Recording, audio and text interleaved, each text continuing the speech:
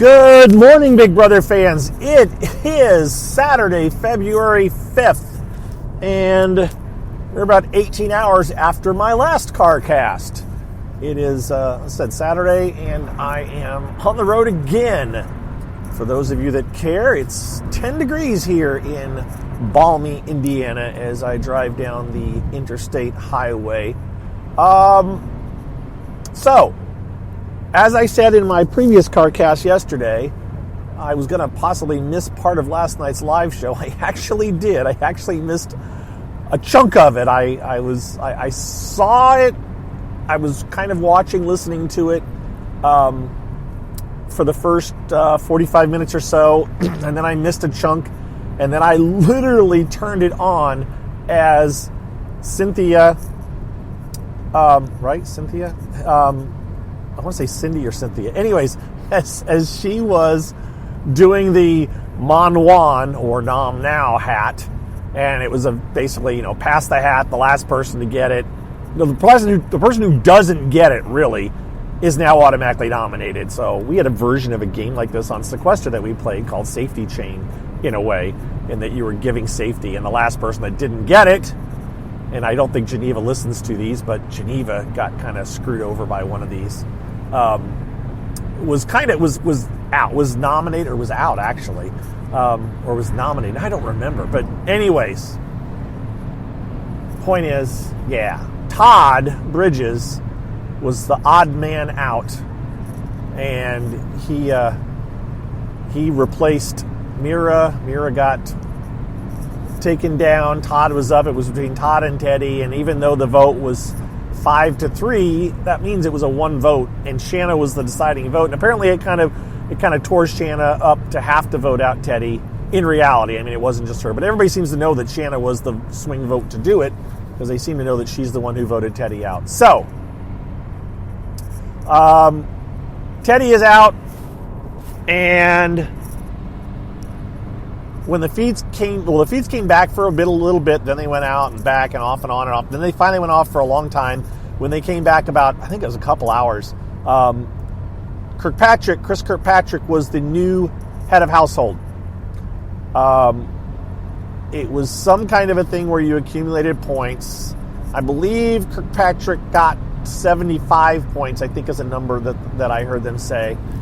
It also sounds like maybe Chris Kattan was very close to winning it. So it could have been Chris Kattan. That would have been maybe it wouldn't have been really interesting. It may have been a really boring head of household. But, and these are short head of households. So in the end, Chris Kirkpatrick is the new head of household. I immediately thought, this is trouble for Carson. And I was a bit stumped as I went to bed thinking that. And I got up this morning and I'm reading around. I'm like, I don't see Chris Kirkpatrick talking about Carson as being a target. Why not? Why is he talking about Mira and Todrick, with Todrick as kind of a pawn, Mira being the target? I'm surprised. Why is this? Why isn't Carson's name on anybody's lips? And in truth, I had missed the initial conversation. So really, the majority of any kind of strategy last night that went on with Kirkpatrick was him and Shanna talking, just the two of them. So there was a time where Misha was involved in the conversation and stuff, and after Misha left, Kirkpatrick seemed annoyed. Like, in other words, I don't like the way she's trying to control me. So it looks like Misha kind of went in with a heavy hand, like, this is what you should do.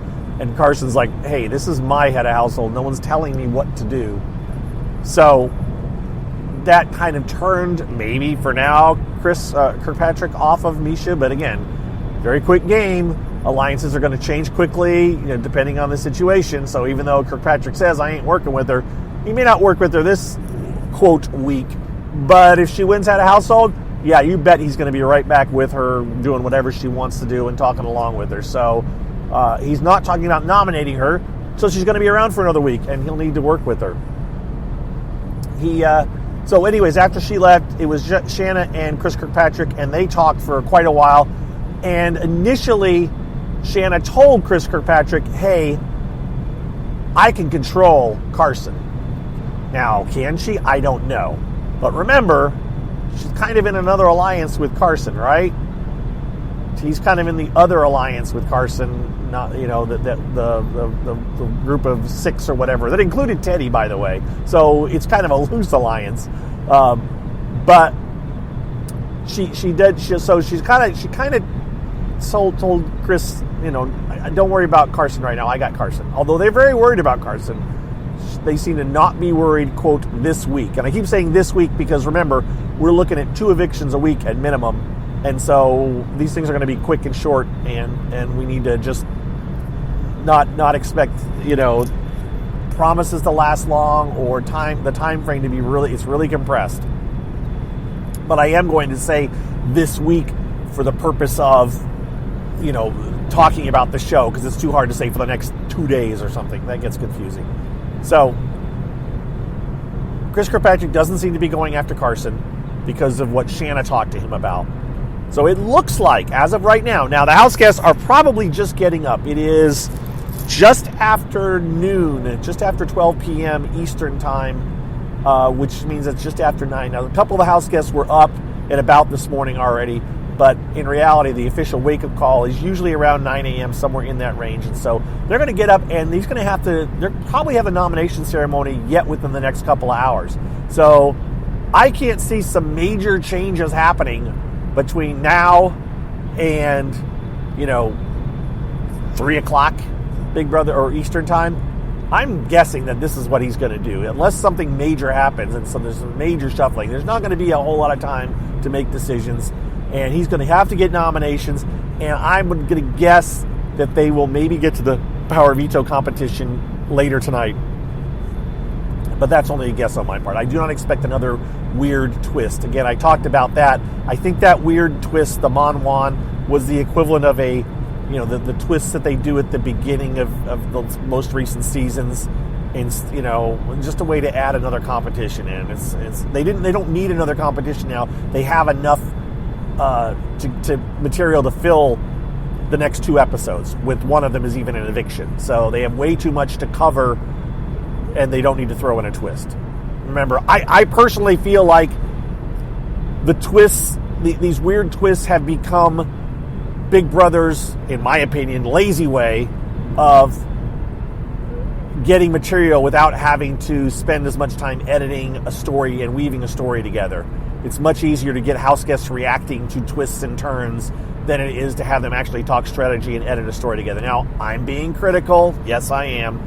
I just remember how Big Brother used to be many, many years ago, where the diary room seemed a little bit less structured and laid out and scripted. And I just feel like part of the newer seasons of Big Brother involve more stuff going on in the house so that they have just stuff they can just get reactions, and not actual story that you can sink your teeth into, which makes it also harder to kind of care about certain house guests. All right, I digressed. Way off track. But that's what's up. I don't anticipate have-nots. Don't think it's happening. Matter of fact, I just saw this morning that Misha has recipes. She brought recipes into the house laminated. Let's talk about a few differences with celebrity and regular Big Brother. So they got cards. They're playing solitaire last night. Chris Kirkpatrick had a putting green that he was playing on. Now, granted, they have a limited backyard. They don't have a pool table, so maybe the putting green is kind of one of the things they're giving them as a little side thing. But they've got stuff to do. And Misha's got her recipes. She printed out a bunch of recipes, and someone on the tweeted and said Big Brother laminated them for her. So she's got these laminated recipes in the house for reference. I mean, that doesn't happen in a regular season. And then the other thing that I wanted to comment on was Julie Chen. Carson goes into the diary room to vote last night, and instead of the Julie, you look beautiful, you look amazing, Julie's like, Carson, you look amazing. And I'm like, wait. Since when are you kissing the butts of the house guests, Julie? You could have waited until Carson. I swear, I may go back and look just to verify it, but I swear that Julie's the one that initiated the flattery, not Carson. Carson probably would have said something, but then Julie could have reacted to it. But I really think that maybe I'm wrong. Maybe Carson said it first. Now I'm doubting myself, but I'm telling you, man, wow. It's like, come on, Julie. It's your show. Let them kiss your butt a little bit. All right. That's it. I think I'm done, guys. Quick one this morning, relatively speaking. But they're all going to be kind of short because it's going to be quick and dirty and not a lot to talk about. 10 minutes, yeah, we're doing good. Those of you that are listening for the first time, backstory, my name is Mike, a.k.a. BB Gossip, on Twitter, and from the Big Brother Gossip Show, and that you may have heard, podcasts that you may have heard in the past. But I've been doing these car casts forever and ever, back in the time, and I did a version of it when we had MySpace. This goes back to Big Brother 7, I think, is when I probably started doing some form of this over time, although most of you never heard it. Trust me, I was doing it. And anyways, so I do these every day at this point now. I'm trying to, during Big Brother, Celebrity Big Brother. During regular Big Brother, I usually do them Monday through Friday, not always on Saturday and Sunday. I try.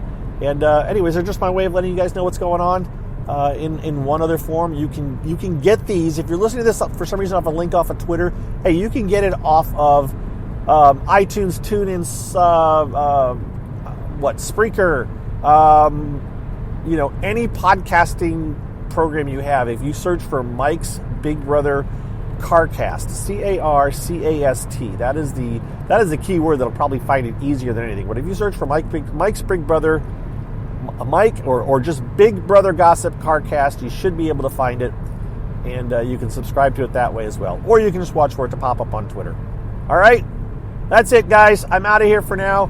We'll probably talk to you tomorrow. If something really exciting or strange happens, maybe I'll do one later this evening. You just never know. All right, be well. Thanks for listening. Bye-bye.